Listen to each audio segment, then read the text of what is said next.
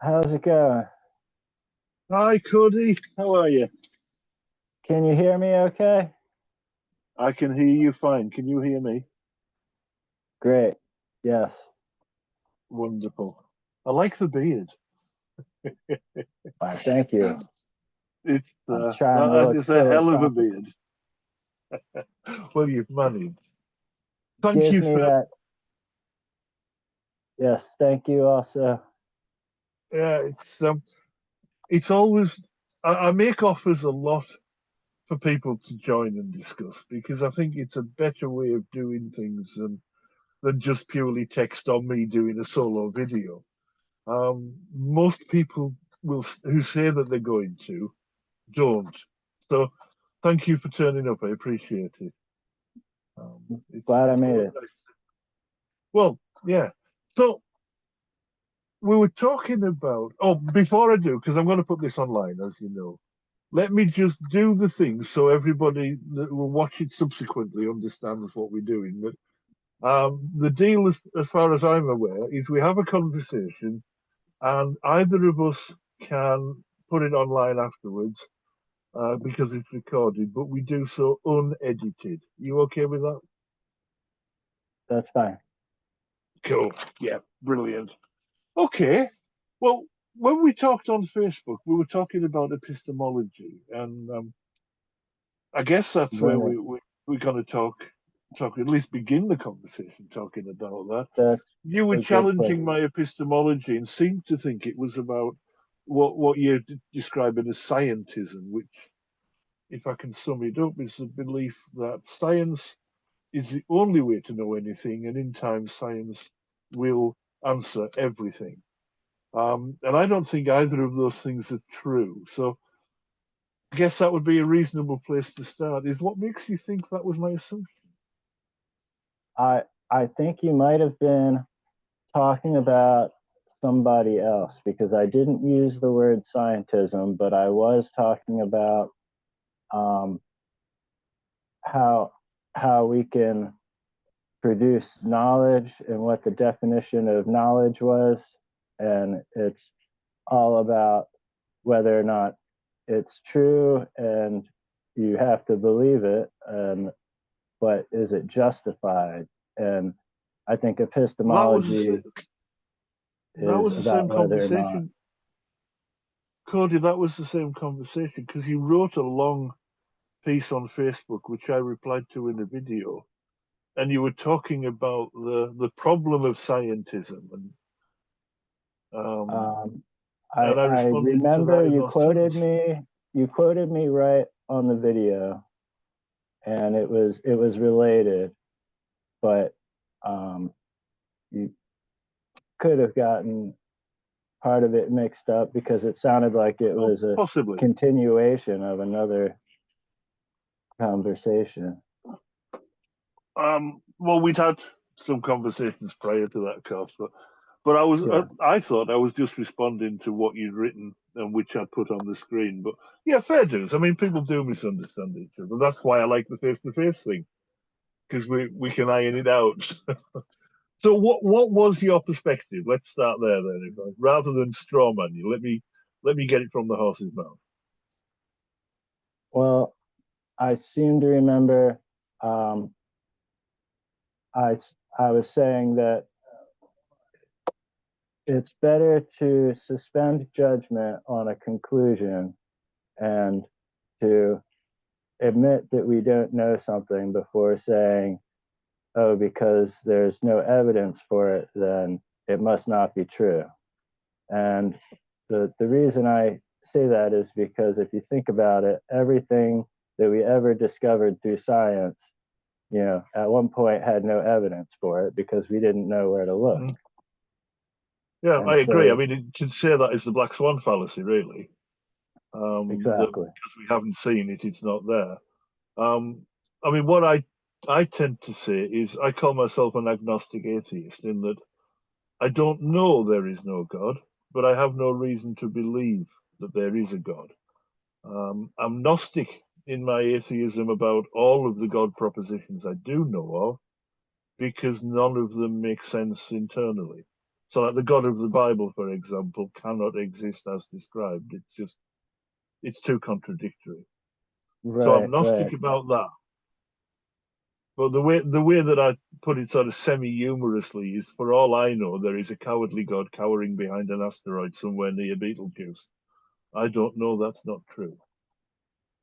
right. And that's a bit like the Russell's teapot analogy about Yeah, the teapot pot in orbit around Mars, but the you can't check the entire universe as a that's human right. being, but So it's there may be a God, but the God of Abraham does not exist.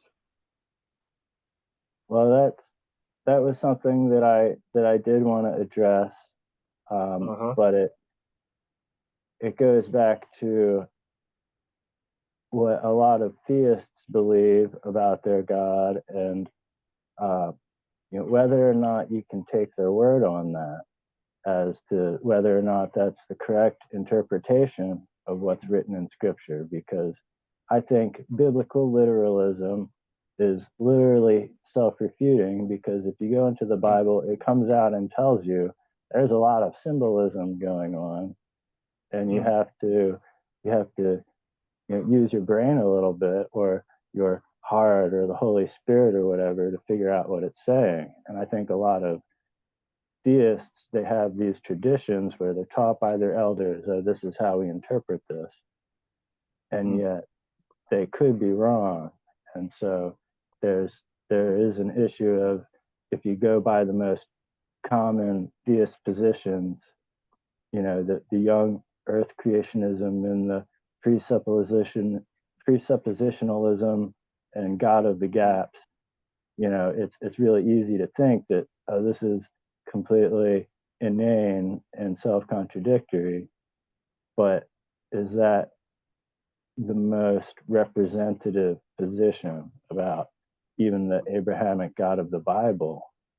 And so, Um, I don't know, but frankly, I'm not that concerned with what other people interpret. That's not how I arrived at my decision, because even when I was a theist, there were lots of Christians I disagreed with. So for me, it's what I think, which is why we were talking about what my epistemology is, and it's about empirical evidence or about what makes rational sense. In terms of right, interpreting the Bible, there are bits that, yeah, could easily be allegorical, but equally, there are bits that are presented as actual history. And for example, I can't remember quite where it is. It's certainly in the Pentateuch, in the first 5 books. We have the idea of King David, and King David takes a census, which apparently God doesn't want him to do. Although, to the best of my knowledge, God never tells him he doesn't want to do it, but he didn't. So, because he'd taken a census, I think it's 70,000 of the people are killed by God's angel at God's command as punishment to David, even though David has said, I, it was me that did it. I'm responsible. It's not the people. A just God would not punish 70,000 people for the crimes of one other person who's already said, yeah, I did it. So right. you can't have this perfectly just God. And that's presented as a history. It's not presented as allegory. That's historical according to the Bible. That is a particularly strong argument against the Abrahamic God, and Yeah, there are lots yeah, like that. that's part of what made me be an atheist early on. When I first Mm, heard these fundamentalists telling me all the stuff in the Bible, and I was like, mm, there's something wrong with that. And so I I was an atheist for years, but I was a rationalist and considered myself, a methodological naturalist and mm, all that good stuff. And But as a skeptic, I did have to apply some radical skepticism to how I was thinking about, scriptures from all over the world. And I I actually was able to understand the the symbolism in the Abrahamic text a little bit better, coming from a place where, well, what if Buddhism is equally valid and true? And what if they're saying a lot of the same things and then getting focused through a different cultural perspective because they're different people and they have different psychology and different needs and traditions. So you'd expect the message to be a little bit different, in each case. Yeah, I can see that to an extent. I wouldn't expect the message to be absolutely unjust. So if we move away from history and talk about I think this is in Leviticus, but it may be Deuteronomy, the test for virginity for a newly married woman is purely about whether or not she bleeds on a sheet when, I think it's rather quaintly put, when her husband goes into her. The idea being that the hymen tears and the woman bleeds, the first time she has intercourse. Unfortunately, that's only true for, I'll give you the exact statistic for this, it's 42% of women, which means 58% of women don't bleed the first time they have intercourse. That's seen biblically, it's in the instructions given by, it's in Deuteronomy, because Deuteronomy is very clear that everything in Deuteronomy are instructions of law given by God. She should be stoned to death. Right. And How can that be I a wish just there was God? more evidence about whether this was only in extreme cases where there was some suspicion that this was going on and it was kind of a No, it isn't. tiebreaker. It isn't. It's really. Hang on. I'll give you the actual verse. Bear with me, and then if you or if others looking it up want to, they can look it up. Where are we? Hang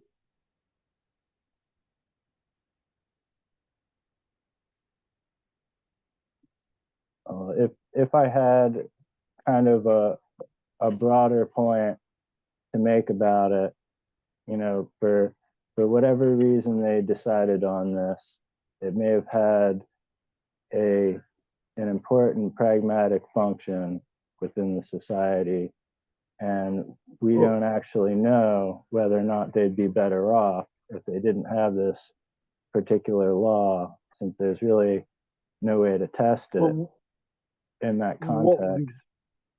we do know though is that if I thought I had it right to hand and I haven't, but it's in Deuteronomy somewhere.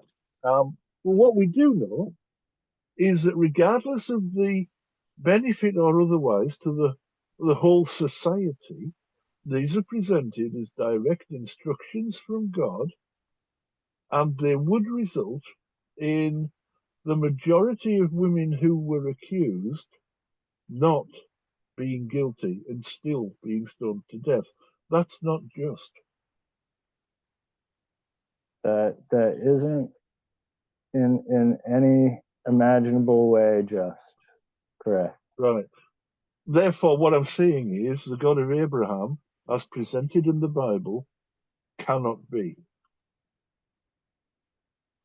So I'm not saying there is no God. I'm saying the God of Abraham, certainly as presented, is not true. And there are lots of these. There is the point.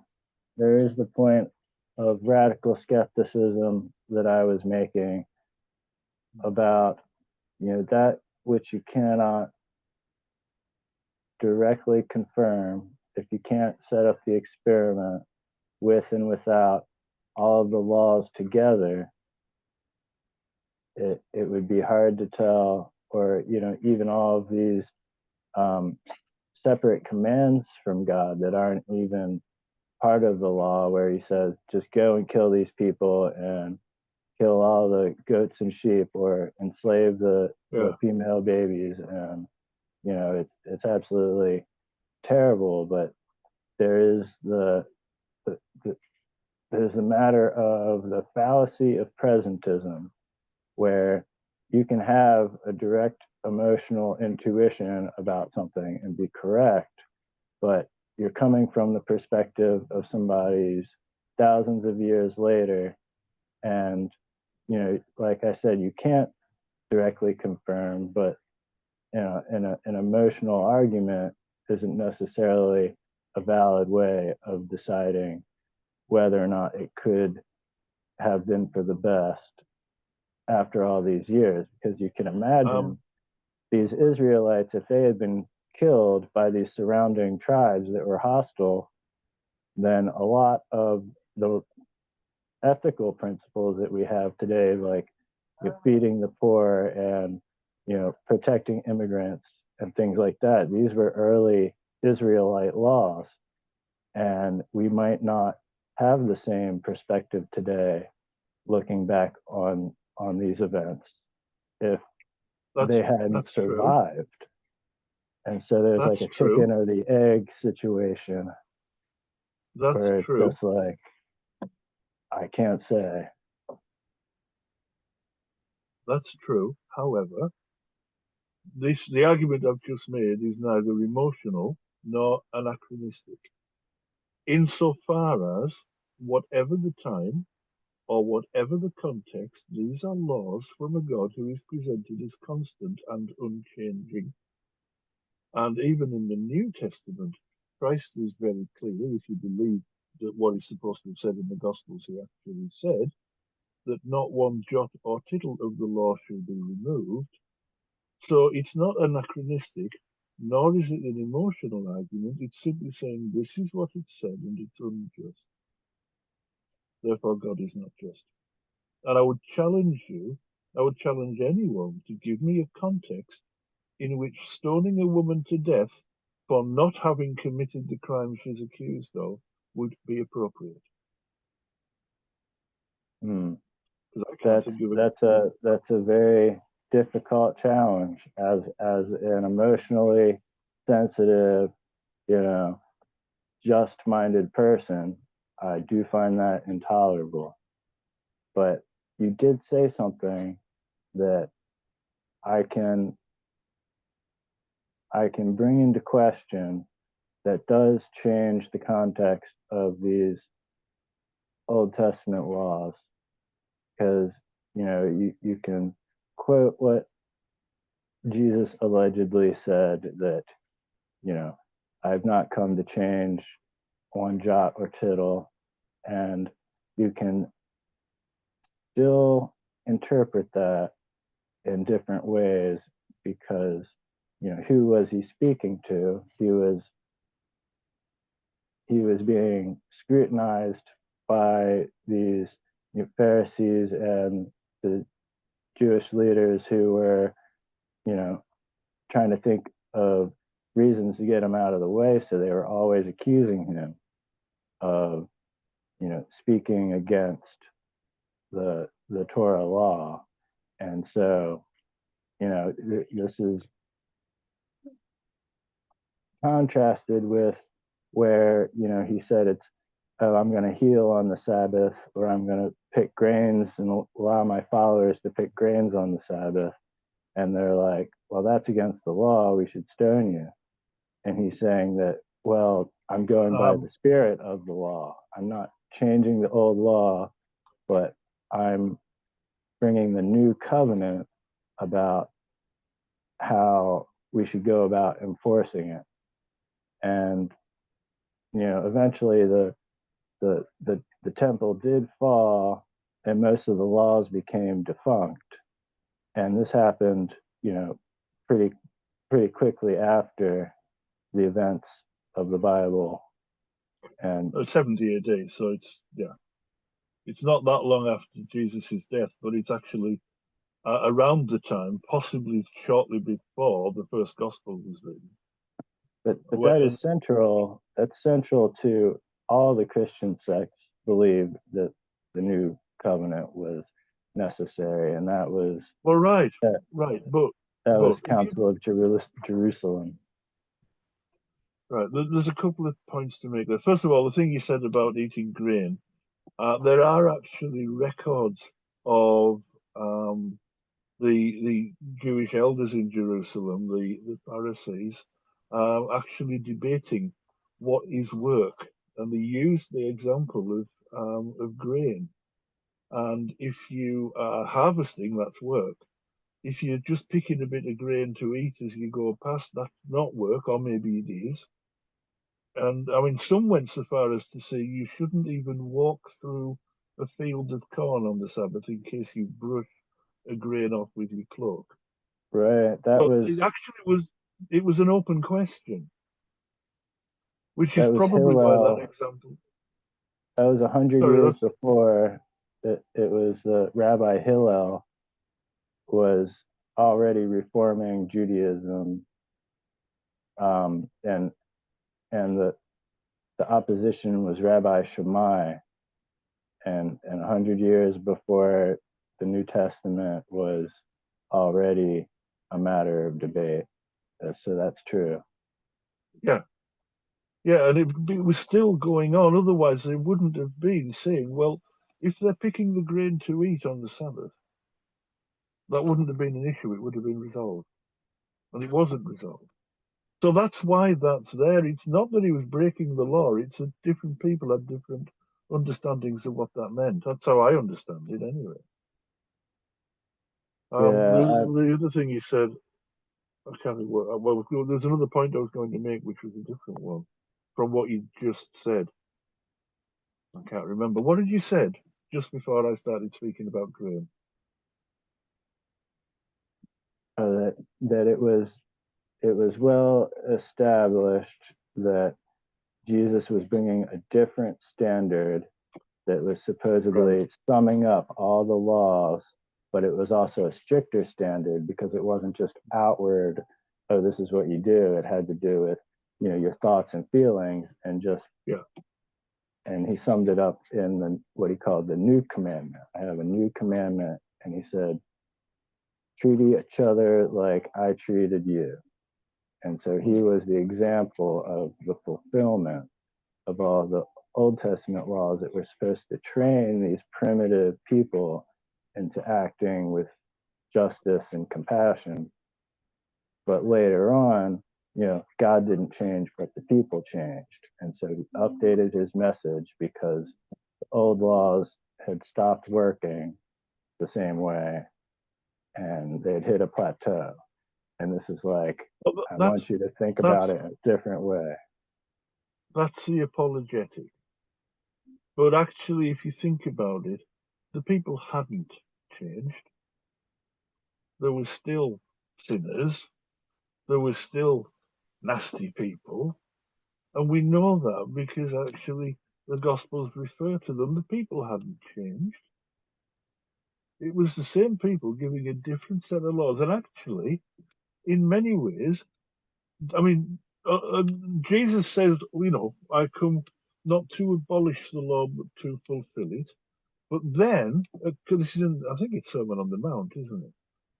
A few verses down, he talks about not one jot or tittle of the law shall be removed until all has been fulfilled. And then he talks about that fulfillment will be when the Son of Man returns in the clouds in glory. So he's come to fulfill, but he has not yet fulfilled. And until it's fulfilled, not one jot or tittle of the law shall be removed. So he's basically saying that, there's a new covenant, and when I come back, then we can forget this law. But for now, it still stands. But can you go and find a Torah and find every one of those jots and tittles in there? I mean, it's still there. I personally don't have a Torah, but I have a Bible, and most of them are in Deuteronomy and Leviticus. I mean, somebody still has those, so they haven't been removed. But that's that's kind of a little bit of a sideways Well, way. hang on, Cody, hang on. Are you saying that because they're still written down, that's enough? Because I don't think that's what the intention was in the gospel.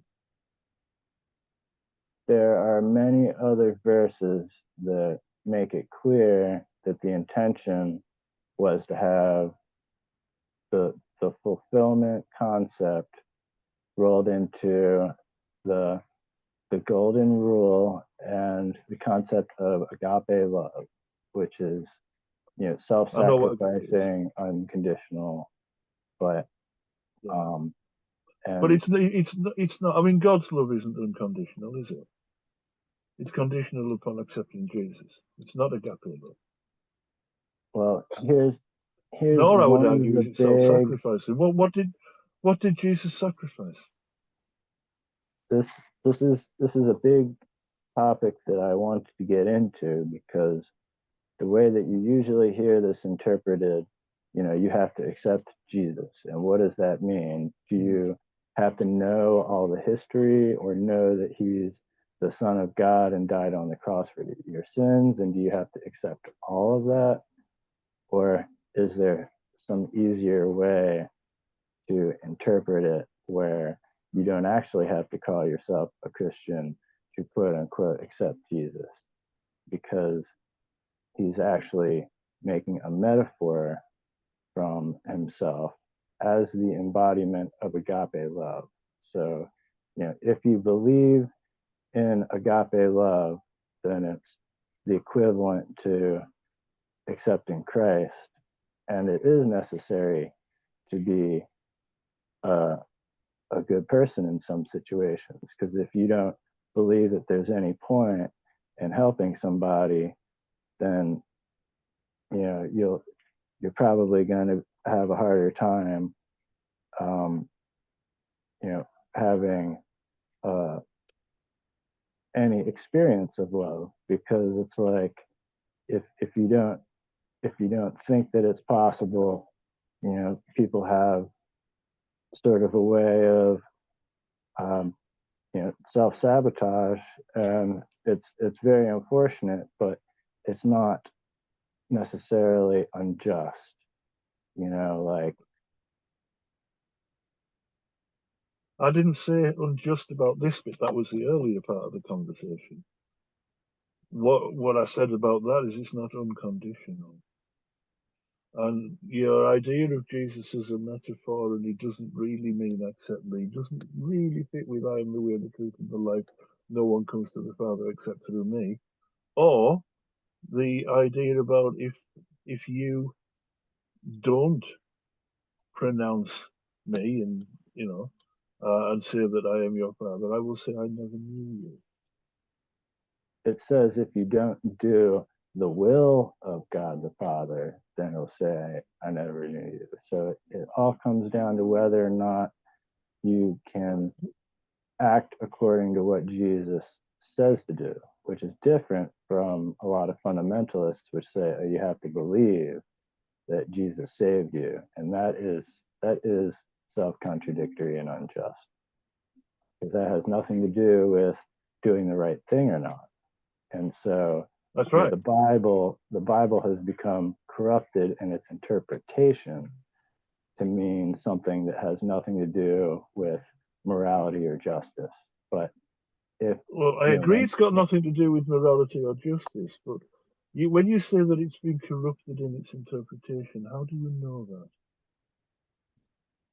well it's a matter of logic and the the law of non-contradiction because you have different passages that appear to be saying different things if you make Hmm. these assumptions. And these are a lot of these cultural assumptions that come from, the Roman Empire took over the Christian religion with Constantine and later emperors, and they just turned it into uh, you know an instrument of warfare and indoctrination and loyalty Of course. to. But for 300 years before that, it didn't mean that. It was an illegal underground cult that fed poor people and freed slaves and helped people in prison and that sort of thing until it was changed. And It didn't so free slaves. On the contrary, the slaves early obey your Christians, masters, even the cruel ones. in practice, they knew logic well enough to know that it is impossible to own a slave and also believe and follow the golden rule, because the meaning of slave is being held against your will, and who would want to be held against their own will? It's self-contradictory. Now, bear in mind that the early Christians were Jews, and the Old Testament, particularly Exodus and Deuteronomy, are very clear about the rules of stealing, buying, and owning people. And that, yeah, it's perfectly acceptable. And yet there was a higher standard that Jesus brought up, and he said, you have to be more righteous than the Pharisees to enter the kingdom. Which means obey the law more. It just means they have to think for a minute about, do I want somebody to do this to me? And if the answer is no, then you can't do it. That's what Jesus told people, and that's why he was killed, because the lawmakers wanted to be able to oppress people and punish them. And Jesus is saying, no, you have a new standard.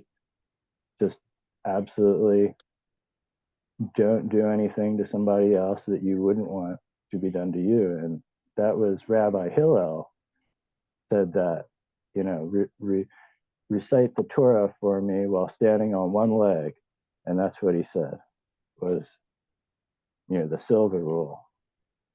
And he connected it to, a feeling that was natural that even a baby or a child could understand, was just wanting the best for somebody and using your brain to figure out what that might be, or communicating, or using consent.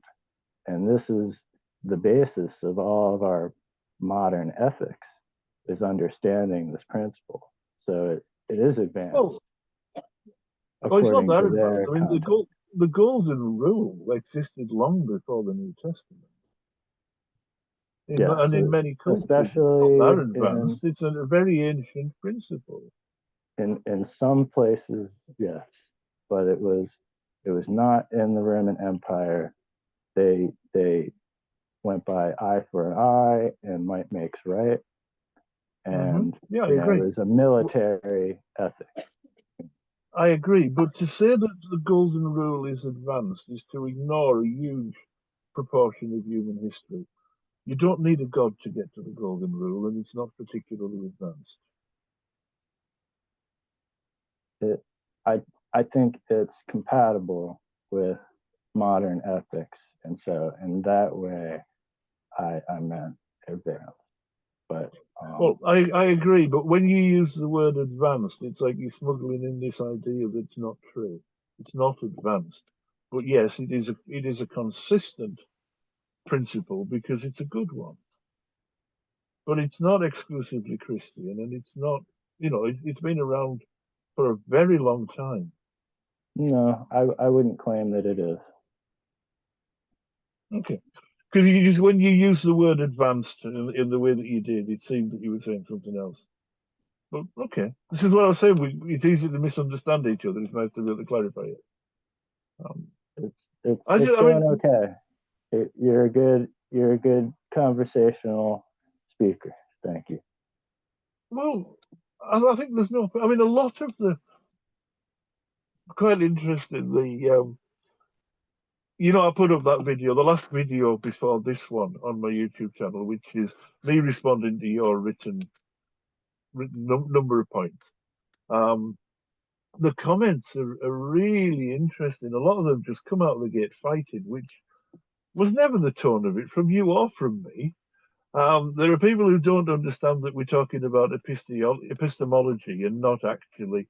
I'm not trying to defend atheism, and you're not trying to defend theism in that. We're talking about how we know what we know. A number of I, people I, don't get that either. I was very Go on. impressed with the vulnerability of your response, was like admitting like this is fair and this is not fair for both of us. So I appreciated that. Oh, thank you for that. I mean, to me, a lot of theists absolutely don't get this, but I'm a skeptic, which means that I'm interested in finding out what's really true. So I'm honest about it. And yeah, there are things I cannot rely absolutely upon my senses or upon my reason, but neither can anybody else. Um, and It's the there are best we like there's got. one guy he's laughing at me saying, "Ha, sorry, I said it's the best we got. yeah, Logic. absolutely." I mean, there's one guy, and his only real comment is to laugh at me and say this fool doesn't even know that he knows anything. Well, yeah, that's true. I don't, and neither do you, pal. I just admit it. So thank you for saying what you just said about the conversational, the way I hold conversations. Because I'm never going to be trying to slag somebody off, and I'm never really going to be trying to win. I want to know what's true. And I know that I'm valuable because we all are. So thank you for saying that. I appreciate it. And I mean, I will say the same back that I've not sensed any hostility from you. You've conceded some points tonight that I've said to others before, and they've absolutely dug their heels in about, no, that's not true. God is absolutely just. Okay, well, what about having 10 of Solomon's wives raped because they wanted to teach Solomon a lesson? No, that was just. And it's like, Yeah. well, look, most of the poor women got raped. I in cases like where you have a coherent and well constructed, you know, explanation for your claim, then that puts me in the role of the skeptic, where the only thing that I can do is, you know, maintain plausible deniability and say, well, as far as we can know, maybe not. Hmm. And that that Okay. applies to the argument from evil and the Epicurus paradox, you know, Hmm. that an Yeah, it's against the omnis, isn't omni it? God is impossible in principle, and it comes down to whether or not there are any necessary evils in existence and how that can be confirmed. Hmm. And so that's that's called skeptical theism in response to arguments like that. But See, it I absolutely welcome that. I don't see a contradiction in being a theist and a skeptic because as long as you are happy to follow the evidence wherever it seems to be leading you, you're a skeptic. And if it seems to right. be leading you to theism, okay, I can live with that. It's just Mhm. you got to have the same standards for yourself and everybody else, and this is a big problem with a lot of Yeah, apologism is they yeah. like the double standards. But do you know what that's Mm. called in the Bible is hypocrisy, because I think it's it's what it's called normally as well, is logically hypocrisy. it's called that everywhere. Yeah, So yeah. And I do try to keep the same standards that I don't approach any religious principle with a higher standard of skepticism than anything else in my life. And nor do I hold other people to a higher standard than I do myself. that But I that do was expect people to go on. I just gonna say your last response did convey that you understood, that the the the atheist burden of proof when they make some kind of claim, you expect them to be able to provide some kind of support for that, an argument Of course. or evidence. And Yeah, of course. it's a shame how many people want to play these burden of proof games where it's like, oh, I don't have to give any evidence for what I say because it's the default of knowledge. And I'm like, I think it, to be honest though, Cody, whilst I agree with what you say, I want to just be clear about what we're talking about. Because if you take my thing about, I do not believe the God of Abraham can exist as written. I'm very clear about that, and I can support it with evidence. That's a claim. I don't claim there is no God anywhere, and I don't have a burden of proof for that because I'm not making a claim. I'm simply telling you what I believe, and there is no way that I can prove to you what my internal belief is. So I've no burden of proof for that. You'll either accept it or think I'm a liar. But I can't prove what I believe, and right. I've no burden of proof to do so. I do have a burden of proof for real world factual claims that I make, but I don't have a Right. burden of proof for not believing. And if you want somebody else to believe, that's different. But Yeah, anyone's free to believe without defending it. But I guess that's the difference between unsupported blind faith and a well justified set of beliefs. yeah. But not only the positive belief, nor do I need to justify, and I don't have a burden of proof for disbelief. I'm simply not convinced that there is a God. I don't know there isn't, but I don't think there is. I mean, we could move on to the question of what the God concept might mean that's potentially interesting, even if you want to say the biblical God can't possibly exist.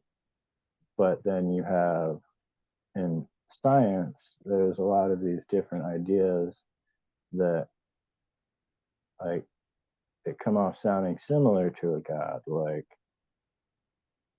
um, what did the Big Bang come from? And you know, some people want to say it's like a grand unified theory where all the forces, are a single force, and they might call it the, the idea of the singularity. And you know, you want to say, well, this leaves nowhere for the God concept to hide because it can all be explained through physics. But the more I learned about physics growing up in my 20s and 30s as an atheist, it made me wonder, like, is it really a valid explanation to say that physics explains it, because No, no, it's not. It's clearly not. it's more of Because, a description of reality. well, the thing about the Big Bang, first of all, it's like every scientific theory. I mean, some very strong theories, like the theory of evolution, by the way, by means of natural selection, is in common parlance that we would describe that as a fact. Most of us would. I certainly would describe that as fact. But in science, it's still a theory because it's still tentative. Science doesn't claim it as fact. The process of science doesn't claim it as fact. And that's the same with the Big Bang. It's tentative, it's always open to refinement or contradiction. But equally, the Big Bang and the singularity does not claim to be the beginning of everything. It's simply the farthest back that we can go with any evidence. And beyond that, and I'm not saying before because that might not even be a meaningful question, as I'm sure time and space began with the Big Bang. Then what happened before time. Well, there is no before, if that makes sense. All we know is that, or at least all we have evidence to say, I'll put it that way, is that we have evidence of a very compressed, dense energy, matter and energy being interchangeable. What happened to put that there isn't a question science can answer. And everybody I've ever spoken to about this or heard talk about it on YouTube or whatever, you say the same thing, that we don't know what, if anything, is beyond the Planck time. So science isn't saying what is or isn't there. It's not saying that there is no God, because that's a question science can't answer. Some scientists are saying it, but the scientific process doesn't go there. So it's not really a God of the gaps or an anti-God of the gaps argument to say what you said, in my view. But you know, the best God of the gaps, the only one that I think is really viable, is when you look at, I was talking earlier about my sense perception, and I have a very limited perception, as do you, as do all humans. Richard Dawkins talks about the burqa of our senses, that it's basically like if you imagine I'm wearing a full regalia and all I've got is a little slit to see out of, that's it. That's what we perceive. And the rest of Right. the burqa is we're completely blind to. There may be all sorts of things going on that I can't perceive, but I've no reason to imagine that there are. Or at least I can imagine that there are. I have no reason to imagine I know what they are. Does that make sense? Right. Whereas religion claims to know. Well, I could talk about evolution a little bit, that a way that Okay. pertains to the answer, can you know that there is something even if you don't know what it is? Or maybe you can Yes. find out some clues about what it is. But Yeah, that's how science works, isn't it? That's talking yeah, about evolution. That's how Darwin's hawk moth was discovered. He knew right. where it would be because he'd seen the orchids. And it might come as counterintuitive for somebody to want to talk about evolution when it comes to the question of God, because a lot of people kind of feel like it's a threat to God, Mm.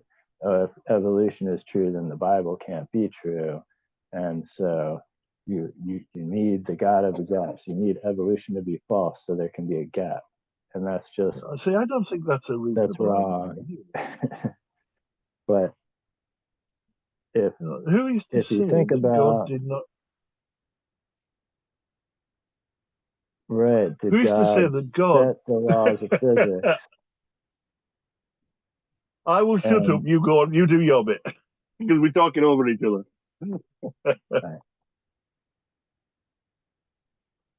right, if God is all powerful, then you'd expect for God to be able to get it right on the first try.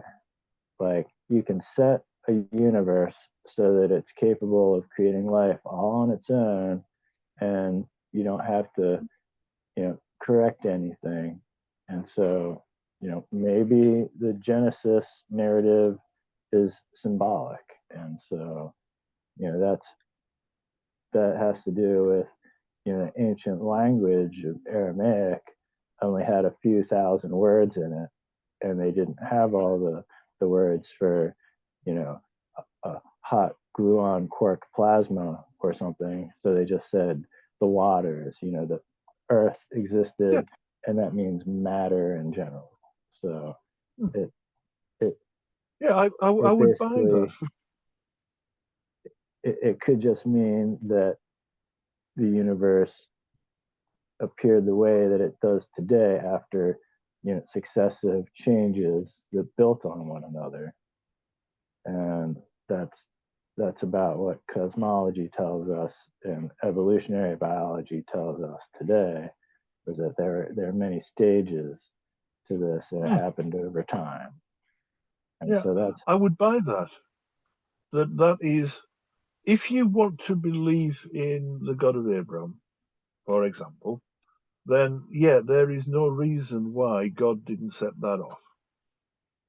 But if you're a Bible literalist, then you have to combat evolution. I mean, I think it's very silly. I mean, although I was a fundamentalist for 10 years, my first brush with Christianity, I was brought up as an Anglican, and the Anglican Church has absolutely no difficulty with evolution, and nor latterly does the Roman Catholic Church. You know, there are lots of theists who accept evolution, but you cannot accept that the first two chapters of Genesis are literally true and accept evolution without using some sort of device like the one that you've just outlined of, yeah, well, God set it in motion and then it happened. But given that the two chapters contradict each other in terms of chronology, it would still be a bit awkward in my there are a couple things like the plant life appearing before the sun and the stars, but who knows? Because But they also contradict each other. There are two Genesis stories, one in chapter one, one in right, chapter two, and they put things in different orders. well that's an interesting point to support the idea that the the rabbinical literalism wasn't a thing because Mm. they were smart enough to realize they were putting two different versions of the same thing, and they're like, well, Yeah, we don't know which one means is the most accurate, and so they had a yeah. sort of humility to their own interpretation.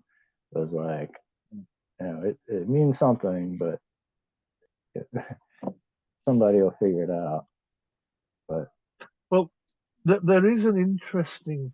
Um, oh, I'm dredging my memory now for the correct term, um, and I can't. But it's a pre-existing creation myth from the Middle East, um, from a pre-existing society that the the first chapter of Genesis appears to be lifted from. I think it's Babylonian. Um, and it I'm would sorry, I make can't sense. remember the name of it. But Genesis was stolen. Well, stolen is probably a harsh word. Genesis parodies the pre-existing Babylonian creation myth, and there is a tradition in the scholarship, and I'm not a scholar, I'm not pretending to be, but there is a tradition that it was written that way to basically claim, well, actually, you think this, but no, our God is stronger than your God. I'm paraphrasing wildly now and Right, demeaning the the scholarship, but one-upmanship aspect.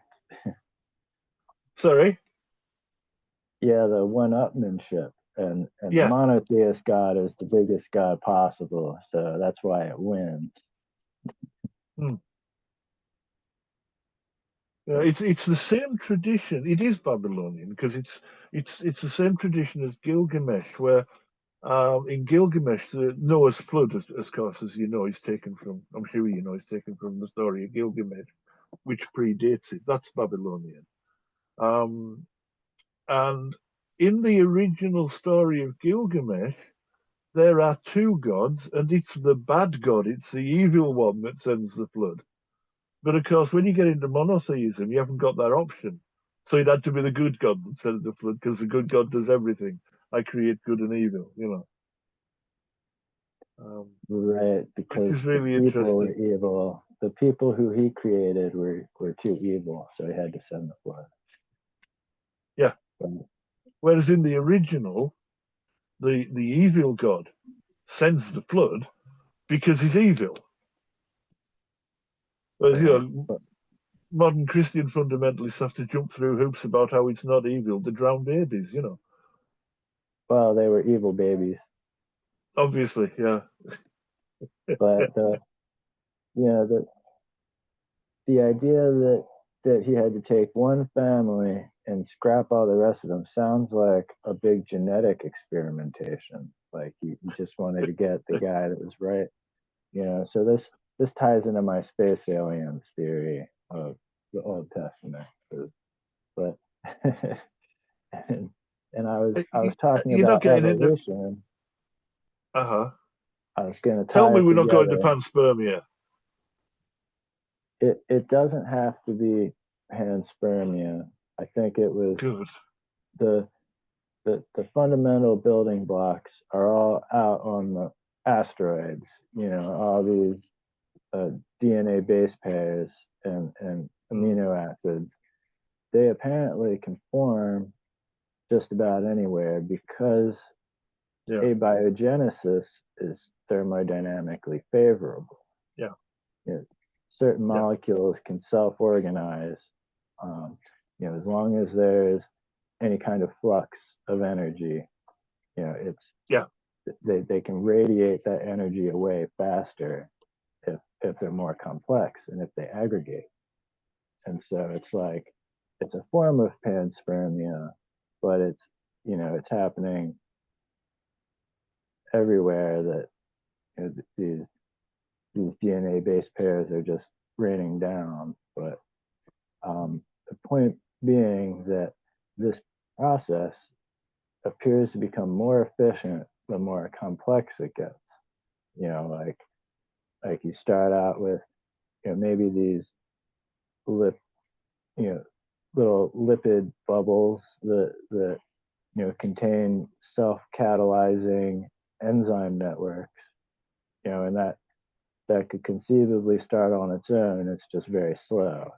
And then once it gets to the level of bacterium, they can reproduce and populate much faster.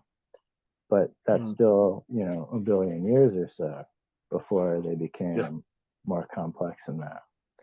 And then, in the last billion years, we've had the, you know, Precambrian explosion and all these different taxonomies of life forms, and until you get to general intelligence, and mm, maybe the first general intelligence on life was some kind of a whale, but now there's human beings that have tools, and they're developing technology, and you have computing. And so if you mm, look at the both the human population and also the progress of this technology, it looks like it's exponential.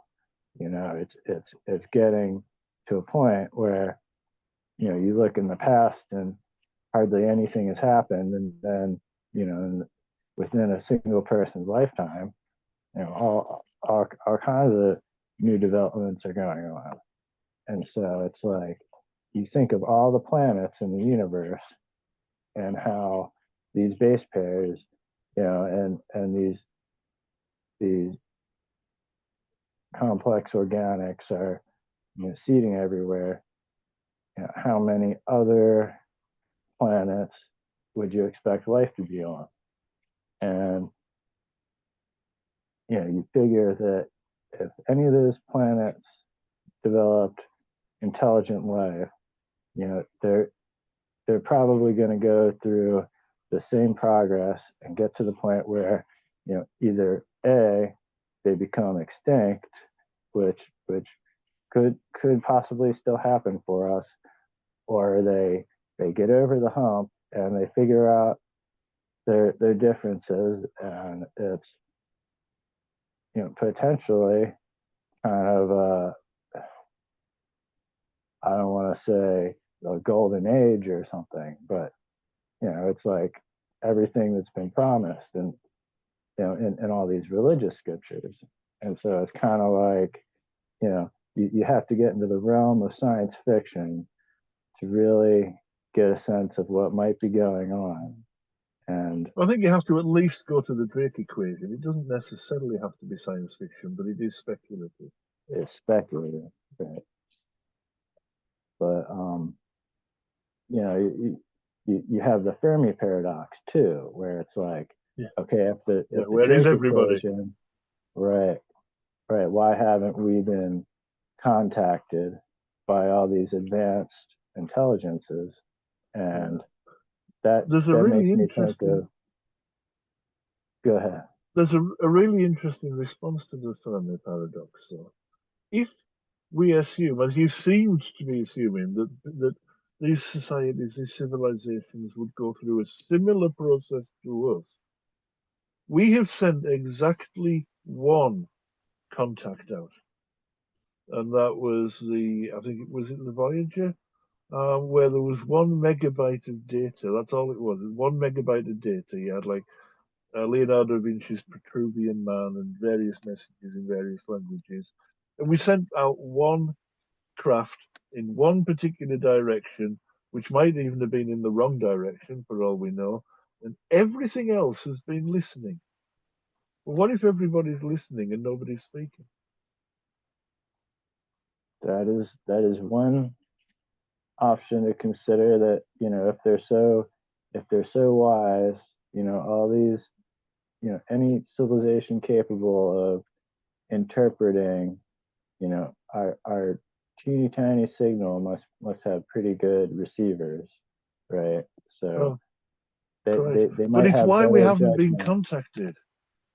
It's why we haven't been contacted, possibly, because everybody's listening and nobody's actually really making a big attempt to contact others.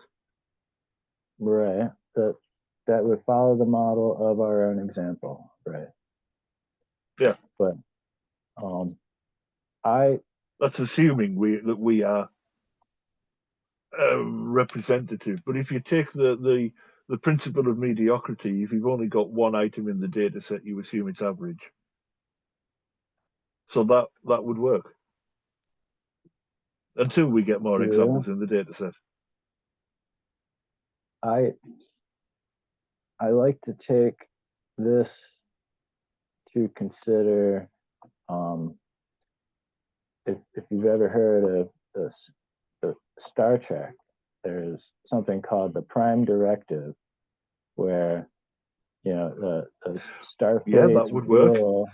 Starfleet's rule is you don't want to interfere Yeah, so much that you disrupt, you know, the culture yeah, and the civilization that they built, that they can say this is us and this is ours. And so if you're going to interfere, you have to be sneaky about it. And yeah. so you have to make it look like they, it could be an accident, or, you know, maybe somebody's just going insane, or people dream all the time.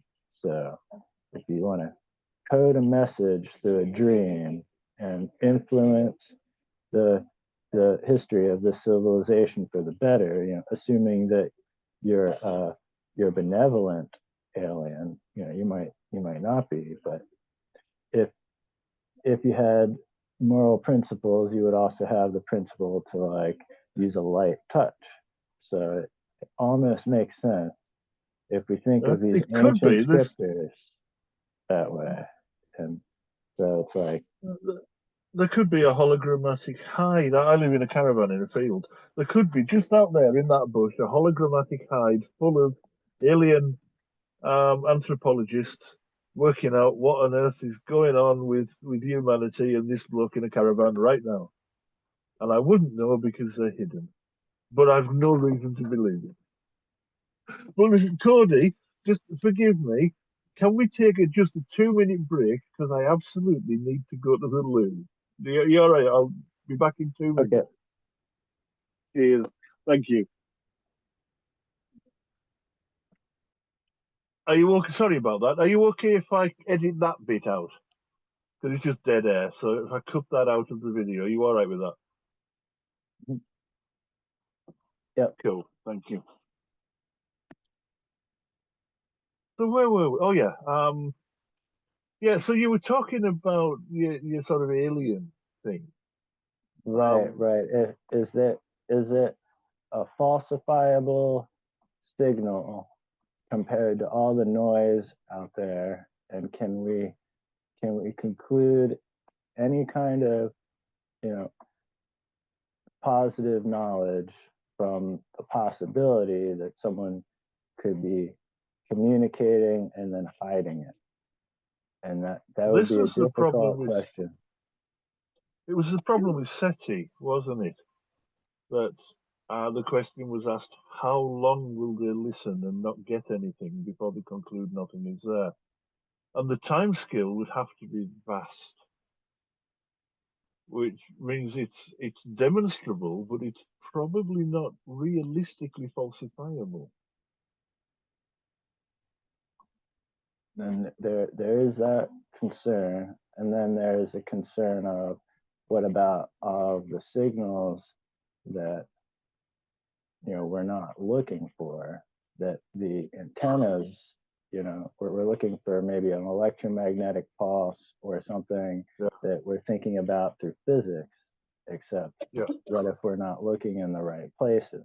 And that makes me think of, you know, all of these very, you know, creative and inventive mythologies that are like, you know, can you say that someone just used their imaginations to come up with this stuff, or was it, you know, maybe inspired by real events? And you know, it could be people having a psychosis or something, and this happens all the time. And maybe even religions get started based on that. But if we look at the scientific literature, you know, we do have William James, you know, for instance, classifying some of these experiences that happen to be similar.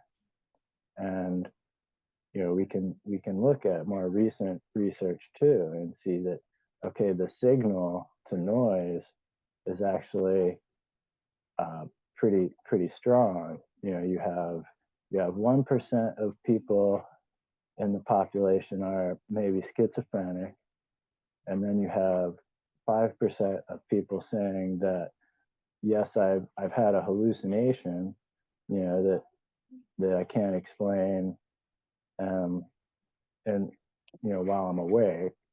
And then in a Pew poll, um, it was reported that 49% of people have had what William James called a mystical experience in their lives. And so, you know, it makes you wonder, is it really zero signal, or is it a type of signal that we're not thinking of as aliens? You know, but it could be an evolutionary advantage too.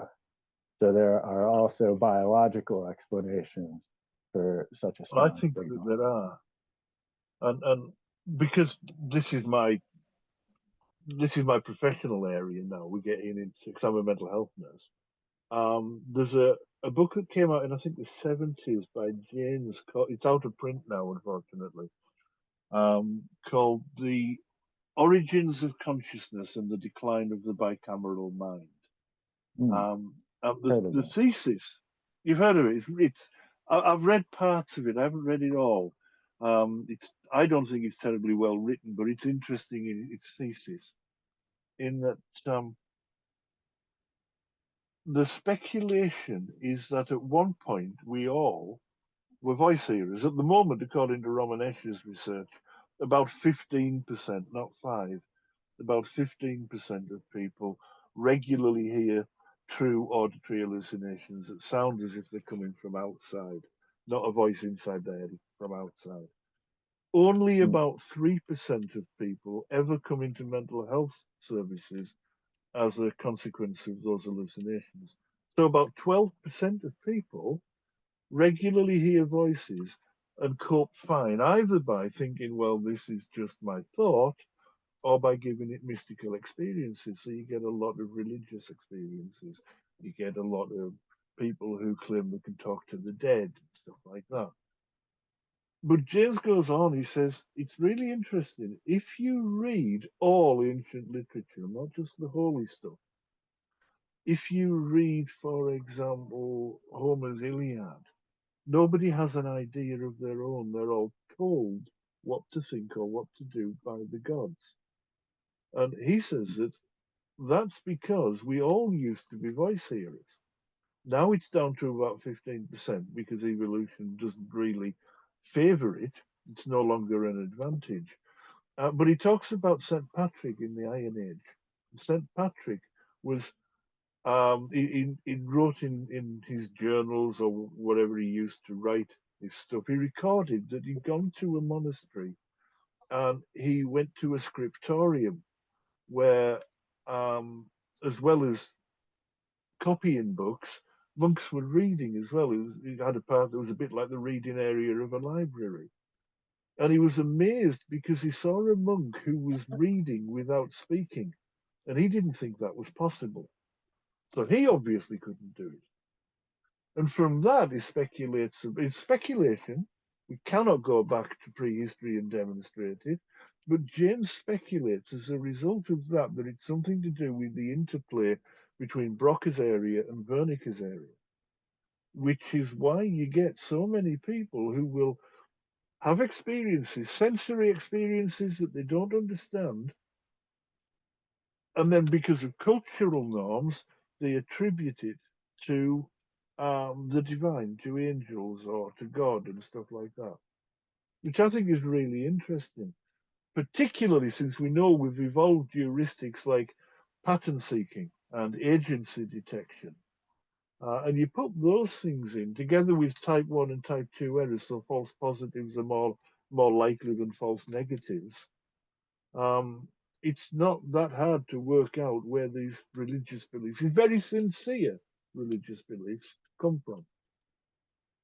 No aliens required. Yeah, that's definitely related.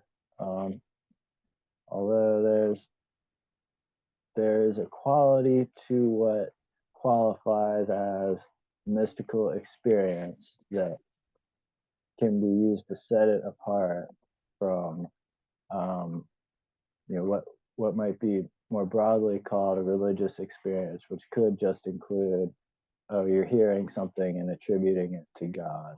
But there's a different kind of class of experience where you're the respondent is saying that they experience something that they can only describe as God, and this is also reproducible, through a transcranial magnetic stimulation in the laboratory, where Yeah, like the God helmet sort of thing.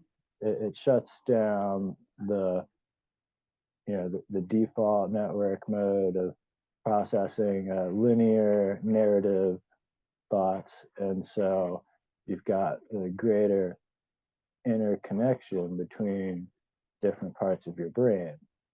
But it turns out that you can describe it through the same qualities that are described, that are used to describe God in the Bible or in any of the major religions today, because in Buddhism you've got the idea of nirvana, which is not personified as such in some of these Buddhist sects, but it's got the same qualities of transcendence, where it's eternal, it's beyond space and time, and it's supremely simple, like the Tao in Taoism. Can I stop you just a sec? Because I want to pick you up on something you said when you started talking about transcendent and beyond space and time. But what you're actually talking about is a material, physical process that goes on in the nervous system, which is something that's available to all humans. And some people will call that divine. Other people will say that was a fantastic concept. In fact, I used to know a woman many years ago. She taught me street theatre, me and a number of other people when I was a lot younger than I am now. I was just a teenager. And she told the story about having an orgasm in a Tchaikovsky concert because it just meant so much to her that she just orgasmed. People have all sorts of intense responses for all sorts of reasons, and sometimes they interpret that as being divine for all of the reasons I mentioned earlier about the heuristics that we have and all of that, and cultural reasons and all of that stuff. But actually, there is no evidence to say it's anything beyond a natural process in the nervous system. Well, there is something to be said for that if we assume that the the material quality of the brain is somehow more fundamental than what we can experience. What And do you mean by so fundamental? it's a good question. I mean, you have scientific reductionism is not even a theory, but it's more like a tool that Yeah, if you break it's the things method. into smaller pieces and you measure them separately, then we can, you know, use logic to come up with conclusions about the whole. And so from the Newtonian physics, we started thinking about these particles called atoms that make everything up, and we can prove they're there more or less through observation. And this is empirical science. Is you look in the microscope and you see something, and then you have to double check it with a bunch of other people because we see things that aren't there sometimes. But Yeah, that's the standard, is that it some experience has to be conveyed. And so yeah. according to classical physics, we think the observer is external to all these particles moving around, and then the observer comes in and maybe he messes it up, but you can definitely conclude that the particles were there before he came along. You use inference to extrapolate into the past to find out what must have been there without the observer coming along to see it. And so that's a very natural way anybody who knows science, should be thinking about things. But then quantum physics and relativity comes along. Indeed. And I'm not a scientist myself, but I'm a college dropout, and I got an A on my paper in quantum physics. So, Bloody hell. Well, I don't I, even understand quantum physics, other than it's to do with very small things. That's pretty much all I know about quantum physics. So. well, it's it's true that we only see a difference between classical physics and quantum physics if we're working with individual photons and electrons, but we've done the experiments that show that the even the protons and whole molecules also have wave particle duality, like the double slit experiment showed for photons, and it even works for electrons too. They do have mass, Yeah, that's fascinating. but they still have a wave aspect. And so um, we know it works for protons because um, the photosynthesis uses quantum tunneling, and that requires what's called a Compton wavelength for the proton.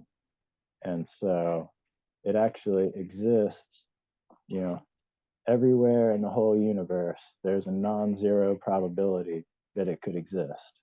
but it's mostly around a certain, region of local space-time, and so it can skip to the edge of its territory, without really like going anywhere. It's weird. But It's almost like it dematerializes and rematerializes, isn't it? We're back to Star Trek again. right, but I mean, these are things that are certainly very strange, and they are things that I certainly don't have any sort of clue about how to explain. I don't think anybody does really, unless you tell well, me otherwise. it's it's But like the most recent theories of quantum mechanics, they have to talk about reality in terms of knowledge. It's only what one perspective knows through this experiment that describes what's real, and anything else you almost have to use suspension of judgment until you communicate with another experimenter that everything isn't sort of a blur of all these possibilities before we see it, because in some senses, what is a measurement, but it's an interaction between any two particles. It doesn't have to be a conscious observer, and the matter is in a superposition of these quantum states before it has this interaction, but it's actually only relative that a particle has a determined position, and so it's still in this blurry superposition state relative to the next interaction. So it's like a cascade of determination, and this domino effect of going from a wave to a particle only ends when it gets to a conscious observer. And so this is where it's harder to make inferences about the past existing as if the observer wasn't there. So it's like, you could set an experiment where a computer can observe, a photon and then write it down and nobody ever sees it. But would it actually have meaning? Would we be able to say anything about physics without the observer? And so it's like, hypothetically, if something happens in the universe and no intelligent being ever sees any evidence of it, then that's almost the same as if it never existed at all. And so that's kind of like the weak anthropic principle.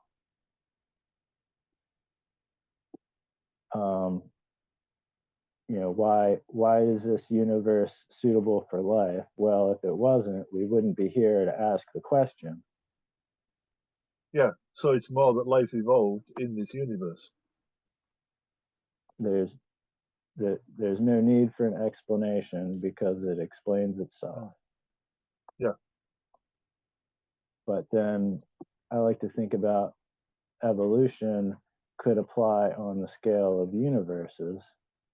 If you don't assume that this is the only universe, well, the universes that eventually evolve into beings that are powerful enough to multiply new universes they're gonna have greater fitness, and you'd expect there to be more of them.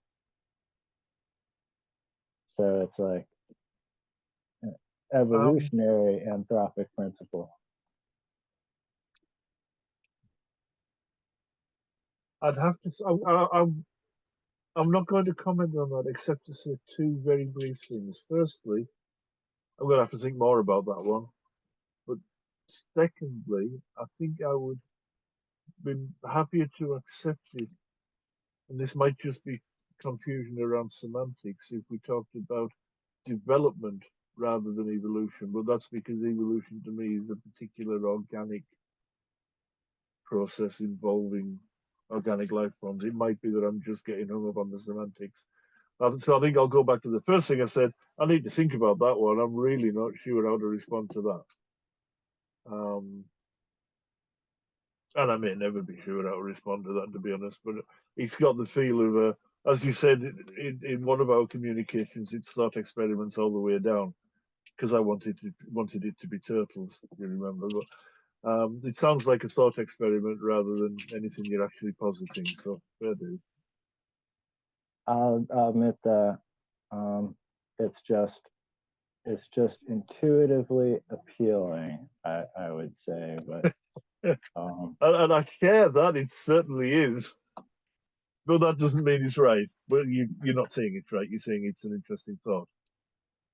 I think it's kind of an extension of the same thinking of the weak anthropic principle. It has to do with probability. And so, yeah, that's probability definitely has to do with uncertainty. So. I've got to pull you up again. I'm sorry. I do this sometimes because I'm a bit of a pedant on the quiet. You can say it has to do with probability. You can equally say everything has to do with probability. And it's sort of trivially true until you've got a way of working out that probability. And given we have a data set of exactly one universe, I don't see how you can do that. So that's sort of, yeah, okay, it's to do with probability, but only insofar as everything is. We have no information with which to go further than, yes, so is everything else. Does that make sense?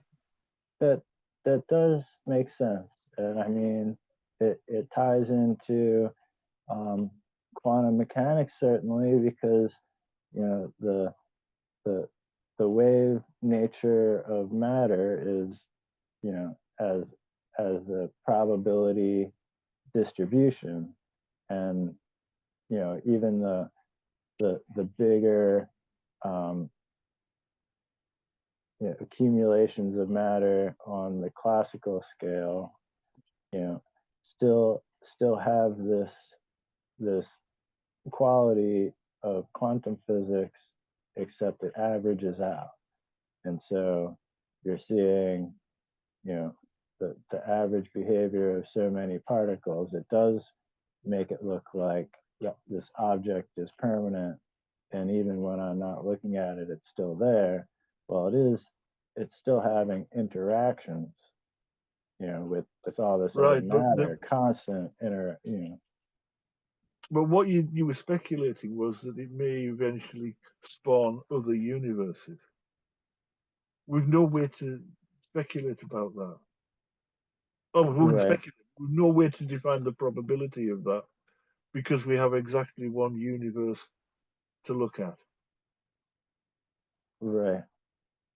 Well, Yeah, it's like if I roll a dice, I've got a 1 in 6 chance of getting a 6. And I know that because I know there are 6 possible numbers.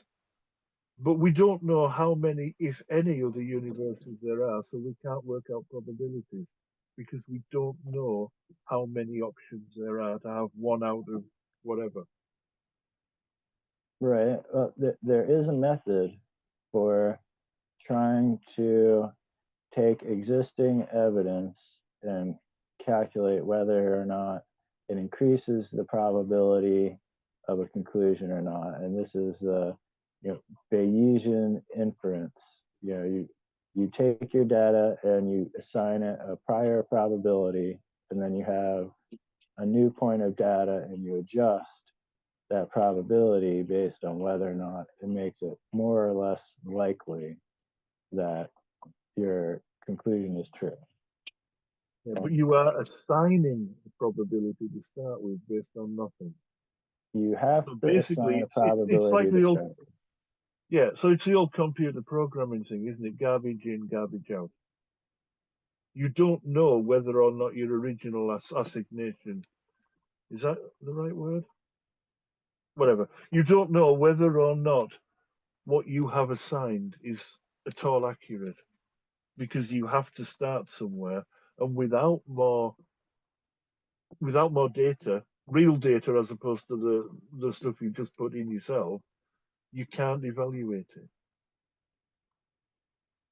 Right. You have to find as much data as you can and see if you can Right. find a correlation or a trend. Right. And But when your only empirical data set is a data set of one, which it is, we only know of one universe, you can't do that. It's like the Drake equation. You can put in whatever numbers you like and get all sorts of probabilities, but you just put in your own numbers in. It's garbage yeah, in, garbage out. but it's at the scale of such a big question, it's not one set of data, it's all the data that you can think of. And so it's going to be more of a qualitative process than, and Right. most likely, And I'm cool with that. But that's not probability. well, it has to do with overwhelming trends of data for me. So what's going to be, you know, um, tipping the balance between having no idea what these probabilities are to saying like, well, this hypothesis really does tie so many things together with so many independent lines of reasoning that it's safer to conclude that there really is a pattern than there is to come up with, 10,000 individual plausible reasons for thinking that it's not. So that's kind of the flip side of Occam's razor, is that yeah, you can say maybe it is and maybe it isn't, but at some point you have to count maybe it isn't as an assumption of its own. So you want parsimony of these assumptions compared to the explanatory power of your hypothesis. And so it's like, if it's a vague enough hypothesis, then maybe it could work. And so that's